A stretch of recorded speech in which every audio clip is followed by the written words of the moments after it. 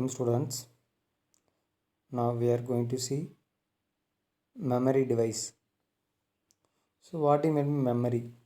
So memory is just like a human brain. So memory, what is use of memory? So the memory used to store data and instructions. And memory is storage space in the computer. So the points of memory. So memory just like a human brain. Memory that used to store the data and instructions. Memory is the storage space in the computer. Next, there are two methods to access the memory. The first one is sequential access. The sequential access means the memory can be accessed from starting point to ending point. So starting phase இருந்து ending phase வரை access பண்ணக்கூடியது sequential access. But random access, it is not access memory from starting to end. So it access data anywhere in the memory. So there are two methods. One is sequential access, another one is random access. So sequential access, the memory can be accessed from starting to end, but random access is not accessed from starting to end. Next, the memory hierarchy.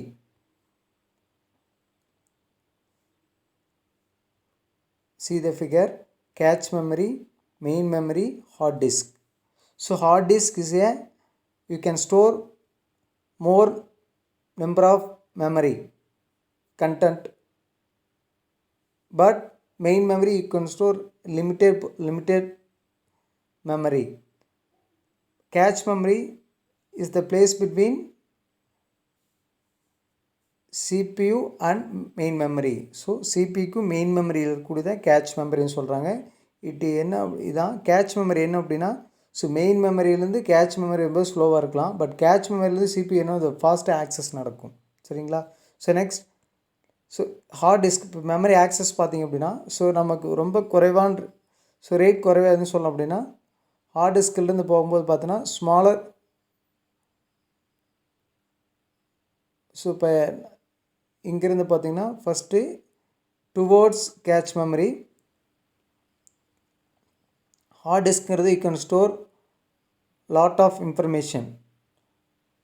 Main memory compare to hard disk, it space it store minimum amount of memory.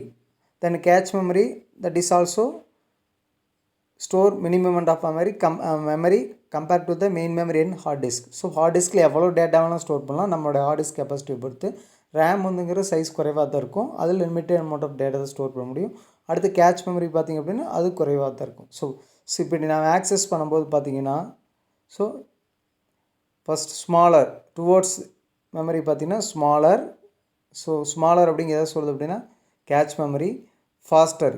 Catch memory ஃபாஸ்ட்டாக இருக்கும், access டைமும் access time ஃபாஸ்ட்டாக இருக்கும், cost என்ன இருக்கும் அதிகமாக இருக்கும். சரிங்களா? கம்பேர் பண்ணும்போது ஹார்ட் டிஸ்க்கை கம்பேர் பண்ணும்போது என்ன அப்படின்னா, so towards cache memory from hard disk to cache memory.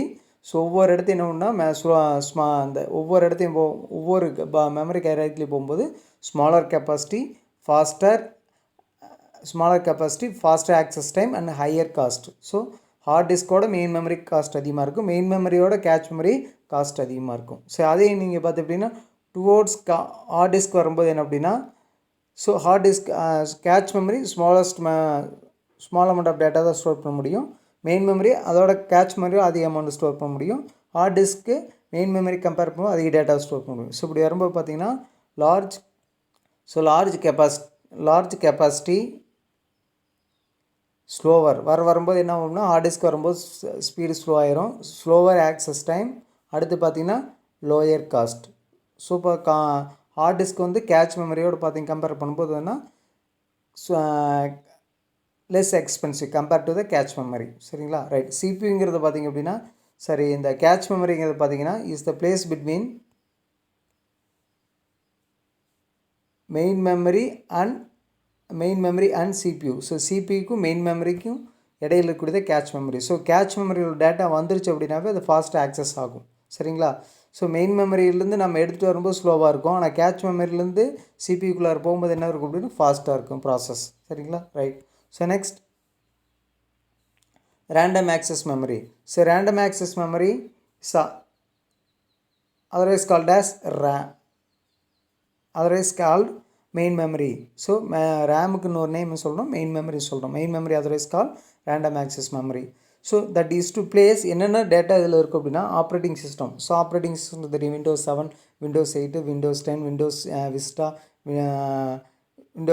இது மாதிரி இருக்க லினக்ஸு, யூனிக்ஸு, இது மாதிரி இருக்கக்கூடிய ஆப்ரேட்டிங் சிஸ்டம் இதில் தான் நம்ம ஒன்ஸ் சிஸ்டம் ஆன் பண்ணிட்டாவே நமக்கு ஆப்ரேட்டிங் சிஸ்டம் இதில் லோட ஆரம்பிச்சுன்னா ரேமில் லோடாக ஆரம்பிச்சிடும். அடுத்து application program, PowerPoint, MS Access, so next பார்த்தீங்கன்னா பெயிண்ட்டு, ஸோ இந்த மாதிரி கேம் இது எல்லாமே எதில் வரும் அப்படின்னா அப்ளிகேஷன் ப்ரோக்ராமில் வரும். ஸோ நெக்ஸ்ட்டு பார்த்தீங்கன்னா டேட்டா. ஸோ அப்போ நம்ம கொடுக்கக்கூடிய இன்புட் டேட்டா, ஸோ இன்புட்டெல்லாம் எதில் ஸ்டோர் பண்ணிங்கன்னா டேட்டா. ஸோ இதெல்லாமே என்னன்னா ஆர் கெப்ட் டெம்பரரிலி. ஸோ அப்போ டெம்பரரி ஸ்டோரேஜ் என்ன சொல்கிறாங்க அப்படின்னா இந்த random access memory. So once நீ சுவிச் ஆஃப் பண்ணிட்டீங்க அப்படின்னா ரேமில் இருக்கக்கூடிய டேட்டா எரேஸ் ஆயிரும், பட் ஹார்ட் டிஸ்க் டேட்டா என்ன ஆகுனா எரேஸ் ஆகாது. சரிங்களா? So operating system, application programs and data are kept temporarily. Right. At next, what do you mean by bit? The smallest unit of information that can be stored in the memory called bit. The smallest unit of information that can be stored in the memory is called bit. அப்படினு 2 மார்க்ல கேட்கலாம். What do you mean bit? Smallest unit of information that can be stored in the memory is called bit. So what do you mean by byte? So byte is a collection of 8 bits. So that is called byte. So byte refer by symbol B. So byteங்கிறது எதை refer பண்ணும் அப்படின்னா பியில் இருக்கும். For example KP அப்படின்னு சொல்கிறோம்னா அந்த B எதை refer பண்ணுதுன்னா பைட்ஸுங்க ரெஃபர் பண்ணுது. கேங்கிறது கிலோ பைட், எம்பி அப்படின்னா மெகா பைட், எம் அப்படின்னா மெகா, பி அப்படின்னா பைட்டுன்னு சொல்கிறோம். So collection of 8 bit known as பைட்டுன்னு சொல்கிறோம். சரிங்களா? நெக்ஸ்ட், இது RAM is volatile memory. So ஏன் அப்படின்னு சொல்கிறோம் அப்படின்னா that is once data once you switch off the computer, once you restart the computer, the data in the RAM is to be lost. So கண்டிப்பாக என்ன ஆயிரும், last ஆயிரும். So அதில் இருக்கிற எரேஸ் ஆயிரும். அதனால தான் வேலட்டைல் மெமரி. மீதி எல்லாமே non volatile memory. So once hard disk வந்து நான் வேலட்டைல் மெமரிக்கு எக்ஸாம்பிள். ஒன்று சுவிச் ஆஃப் பண்ணாலும் இல்லை ரீஸ்டார்ட் பண்ணாலும் ஹார்ட் டிஸ்கில் டேட்டா நமக்கு எரேஸ் ஆகுது. So information stored in the RAM is not permanent. எதில் பர்மனண்ட் கிடையாது அப்படின்னா ரேமில் பர்மனண்ட் கிடையாது. So power, so are extra இருக்குது. So power is turn off, data in the RAM is lost. So next பார்த்தீங்கன்னா allows both read and write operation. Read பண்ணுறதுக்கும் write பண்ணுறதுக்குமே ரெண்டு வேணும் அப்படின்னா கண்டிப்பாக ரேண்டம் ஆக்சஸ் மெமரி நம்ம யூஸ் பண்ணி ஆகணும். ஸோ ரீட் அப்படின்னா நான் ஹார்ட் டிஸ்கில் ஒரு ஃபைலை ரீட் ஓப்பன் பண்ணி பார்க்க போகிறீங்கன்னா அது ரீடு. ஸோ ஒரு அவுட்புட்டை கொண்டு போய் நீங்கள் ஸ்டோர் பண்ண போகிறீங்க அப்படின்னா அது வந்து ரைட் ஆப்ரேஷன். ஸோ ரீட் பண்ணும்போது நமக்கு என்ன தேவைப்படும் அப்படின்னா ரேண்டம் ஆக்சஸ் மெமரி தேவைப்படும். ரைட் பண்ணும்போது நமக்கு ரேண்டம் ஆக்சஸ் மெமரி தேவை. So RAM is a 1 mark question which is a volatile memory அப்படின்னு கேட்கலாம். ஸோ வேலட்டைல் மெமரின்னு கேட்கும்போது ஆன்சர் என்ன அப்படின்னா விச் இஸ் ஏ வேலட்டைல் மெமரினா ரேம். 1 மார்க் கொஸ்டின் கேட்கலாம். ஸோ ஏன் volatile memory so once switch off the data, once restart the computer, the data in the RAM will be loss. So அதனால தான் என்ன சொல்கிறேன்னா வேலட்டைல் மெமரி சொல்கிறேன். மீதி எல்லாமே இருக்கக்கூடிய மெமரி எல்லாமே non volatile memory. Right. Next, there are 2 types of RAM. One is dynamic RAM, other one is static RAM. So, DRAM expansion கேட்கலாம். What expand DRAM அப்படின்னு கேட்கும்போது dynamic random access memory. So dynamic random access memory to be refers frequently. So அடிக்கடி நம்ம என்ன பண்ணுவோம், டைனமிக்னாவே flexible. So அடிக்கடி automatic என்ன வரும், அதே ரெஃபர்ஸ் பண்ணிக்கும். So dynamic random access memory less cost compare to the static RAM. Static ரேமை கம்பேர் பண்ணும்போது நமக்கு காஸ்ட்டு குறைவு தான் நமக்கு. அடுத்து என்ன பார்த்தா static RAM. So static RAM அப்படிங்கிறது என்ன சொல்லுவோம்னா ஸோ SRAM சொல்லுவோம். So what is expansion SRAM, static RAM.